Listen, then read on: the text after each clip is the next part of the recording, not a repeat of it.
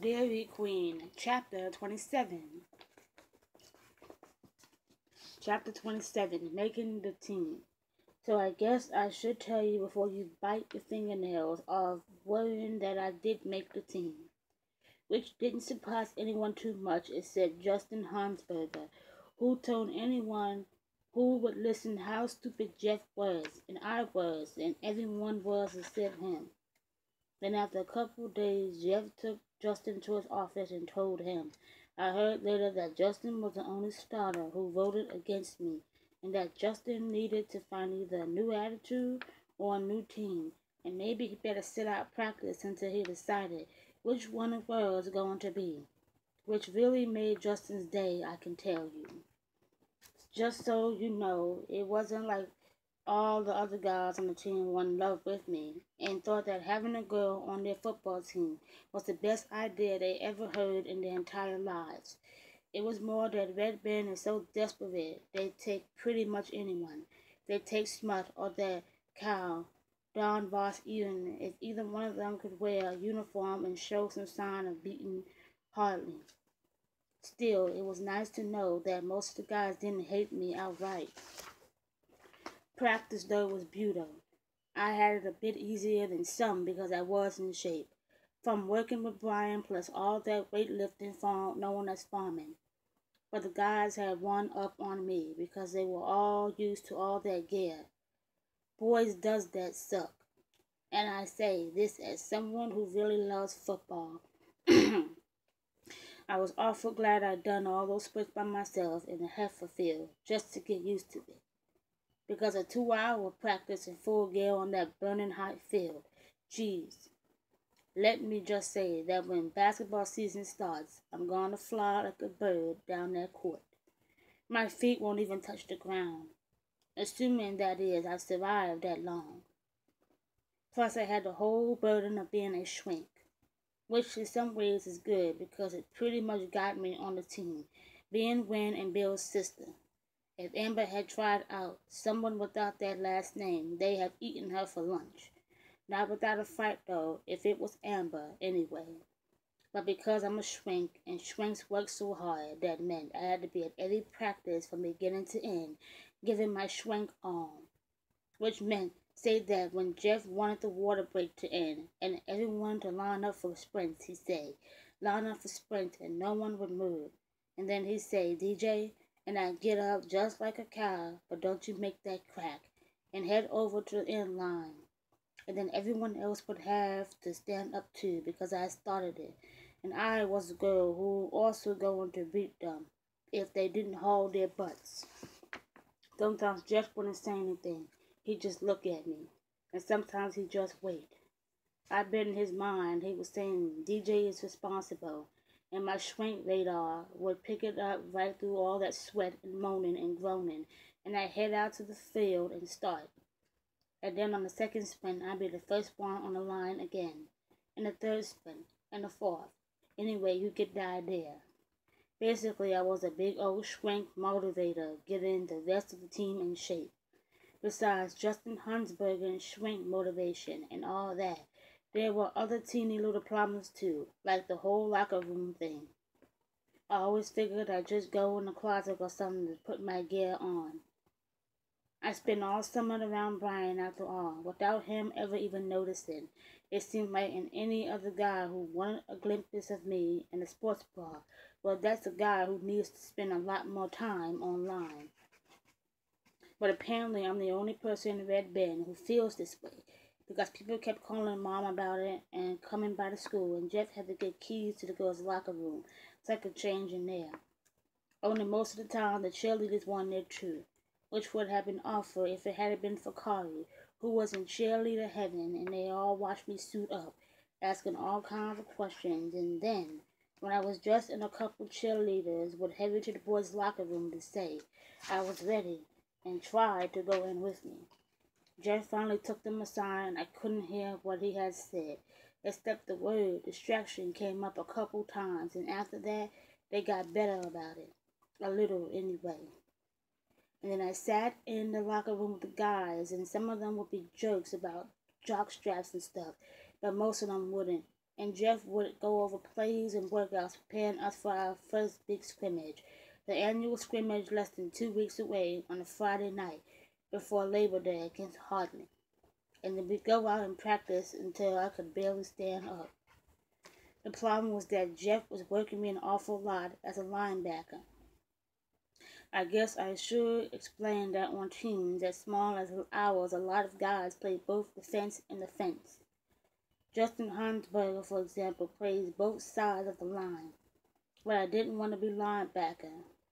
I hadn't had the guts to call Brian yet, because I couldn't figure out what to say, but I knew for sure that telling him he was right, and we'd be playing against each other and wouldn't be too good. Finally, after practice one day, I stopped by Jeff's little office, where he was studying a play sheet and tugging on his mustache. "Coach, you got a minute?" He sat back in his chair. "You betcha. How's it going there?" "Okay." I wondered what I was about to say counted as good attitude. I didn't think so. "Listen, I know everyone's psyched to have me as a linebacker because of Bill and all. Because of you, that was nice of him. Thanks, thank you. But well, I don't want it." Poor Jeff. Between me and football, he wouldn't have any mustache left come November. "This has anything to do with that business between you and your brothers?" I shook my head, twice as miserable not knowing that Jeff knew about the fight. "I just don't want to play defense on Friday." "What makes you think you're playing?" he asked matter-of-factly. Meaning here I was telling him what to do after 2 weeks of practice when there are guys who've been on the team for years who don't get to play. So in a way I was twice as embarrassed that I sounded so full of myself. But I was pleased too, because now I wouldn't have to play against Brian. "How you coming off with your schoolwork?" Jeff interrupted my train of thought. "I'm getting it done." "Good," he said, and he went back to work and I left. It wasn't until later that I realized I'd been doing all that English class fighting for nothing. Speak of the devil, that afternoon, Mrs. Stokes came by and sat in the living room with a pencil and everything, reading what I'd written so far. I was so nervous that I ended up in the barn helping Curtis get ready for milking, just for something to do. We didn't talk too much, though I did tell him that Shannon Kleinhardt, she's one of the cheerleaders, just got her wisdom teeth out. That perked him up. In the end, Mrs. Stokes said I'd done enough for the scrimmage at least. I didn't have the heart to tell her I wouldn't be playing, so I just promised I'd get the vest to her by the first day of school. And then she left with a couple of Dad's brownies, which he'd been baking to show off. That smell hung like a big cloud over the house.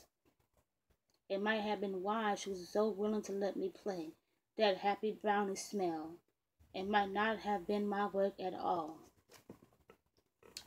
What I was going to say to Brian, I could do the bad news and good news bit. The bad news being that I was playing linebacker, and the good news that I wouldn't be playing at all. That would be funny if we were still friends and all. These days, I didn't think I'd hold his attention long enough to get the words out. He'd probably just tell me again that my family really sucked at life. Which we did, because here we were at dinner, seeing as it was dinner time and all, and we were sitting together chewing on something made out of hamburger, and we hadn't said a single word. "So," I said, just to shake everyone up, "looks like I'll be playing linebacker." Everyone stopped eating. I might as well have said that I was going to run around buttoning it. Isn't that just the saddest thing you've ever heard?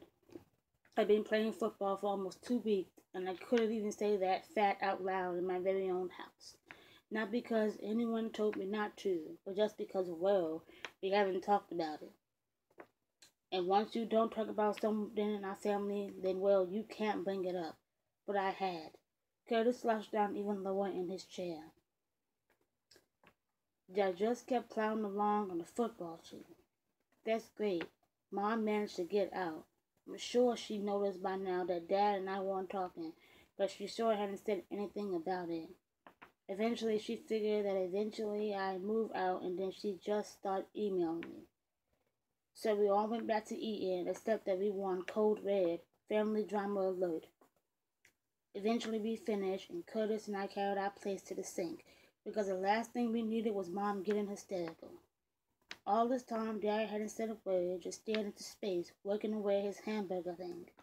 I paused in the doorway and looked at him, still feeling raw and angry about our whole messed up family and everything we wanted. Are you going to tell me to clear out too? I asked, because that's what Dad had said to Win and Bill during the fight. And then I laughed. But he will. There's a chance he started to say something. But while I was already out of the room, and there was no way in the heck I was coming back. So I guess I never knew for sure. Instead, I decided right then and there to make the call. So before I lost my nerve or anything, I stormed up to Mom and Dad's room and shut the door and dialed the phone. He didn't pick up. I guess he wouldn't, with what his cell phone saying Schwenk warned and all. I listened to it, rang and rang, and then the message started, and it almost killed me to hear his voice. His deep voice that always sounds like he's saying something sexy, because he's probably hoping it's a girl, a real girl, not me, calling. I'm busy, leave a message, and then the beep. I took a deep breath and said, "Hey Bill, it's me. It's DJ. You know your sister? I was just, thinking about you and that I called. And anyway, I hope you're okay and I hope preseason is going okay and all. And I don't know if Mom told you, but I'm playing. Well, never mind, it's nothing. Anyway, so. Have a good day and everything, and well, bye." I hung up and then sat there for about 5 hours staring at the phone and wishing there was some way I could call back and erase my entire message, which I'm not sure about this, but I'm willing to guess was the stupidest voicemail in the history of the world, going back to the Egyptians and everything. But at least I'd call. I punched that bruise and I called my brother. In the morning, I left before anyone else got up because I just couldn't handle one more minute of Schwenk family misery. And we had our practice, and after that, a scrimmage, the offense against defense, the practice for the heart of the game. But people in the stands watching us and everything, so it felt almost like a real game, only without that energy and anger. Sometimes I played linebacker on defense, and sometimes I played running back, usually halfback. I got to catch the ball some, but most of the time we worked on playing running plays when Kyle would hand me the ball, try to cross the line of scrimmage and move it downfield. Or I blocked for someone else like Kyle was carrying. Let me tell you, blocking is hard work. It's like hanging in that you're using your whole body, throwing all your weight into a thrusting jerk. Only hay bales don't fight back. Plus, there were a million things I didn't know yet about football, little tricks and habits and facts that you learn only from years and years of playing, that you can't pick up on the sidelines as someone's little sister. I had to focus like crazy just to feel like I was barely on top of things. Then, right before the last play, Kyle elbowed me. "Isn't that your old man?" Geez, it was, and he'd been there a while, too. Not that I noticed it was him, which I felt stupid about now that I did, but I knowing there was someone sitting in that spot. It wasn't like this was the first time in my life Dad ever watched me play. He and Mom come to every basketball game they can, especially in the night ones after milking. And he came to track meets too if his schedule worked out. But this was different. And I knew it and you know it too. So we got in a huddle, me trying really hard not to think about Dad. What he thought of the team and me playing, what sort of smart mouth comments he make. And then the huddle broke and I had to ask Bina what the play was. He whispered it back, and luckily it was a passing play, so I didn't have to do much except keep from tripping. And Bina caught it like the pro he is, and practice was over. Well, it was over in the sense that we stopped working, but Jeff talked to us in the locker room for a while, reminding the players, which didn't include me, what time to show up tomorrow, and the JV including me to show up to watch, and how important the scrimmage was and how many people would be there. Like this was all stuff we weren't aware of. And then we went back outside with the stands a lot emptier than they'd been earlier. Although Dad was still there, I could see. I cleaned up as slowly as I possibly could, because the very last person I wanted to talk to was him. Geez, I was supposed to listen to his cracks or his silence, which is even worse because then I just imagined what he was thinking, and I have a pretty active imagination. Maybe when he started, I just say in a real opera voice that I had to focus on the scrimmage, and I didn't want to hear any criticism. Only I wasn't sure I had the guts to do that.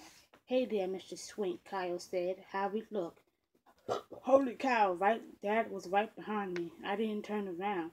"You got an arm there, son, like someone I know," Dad said. It's not much, said Kyle, bursting with pride. What you think of DJing? I froze right there on one knee, cleats in my hand. I could hear Jeff 15 feet away rustling papers on his clipboard. I could hear cheerleaders working in the next field. I could hear a small plane in the distance. I could hear the grass growing, it felt like. She looks okay, said Dad slowly. She really does. It's something to be proud of. You hear that, DJ? Kyle slapped me on the back. Your dad's proud of you. You ready, Dad? I asked, gathering up my duffel bag. Because I wasn't going to make a big deal out of it, in case you're wondering. But it wasn't the worst thing he could have said. We set off back across the field together, Dad and me taking our time on account of his hip. I checked on the heifers this morning, he said, looking off into the distance. Well, that just about gave me a quarter. Because, of course, right in the middle of the heifers is a football field all marked out in line, with little flappy car dealer flags around and everything. Oh, I said, adjusting my bag.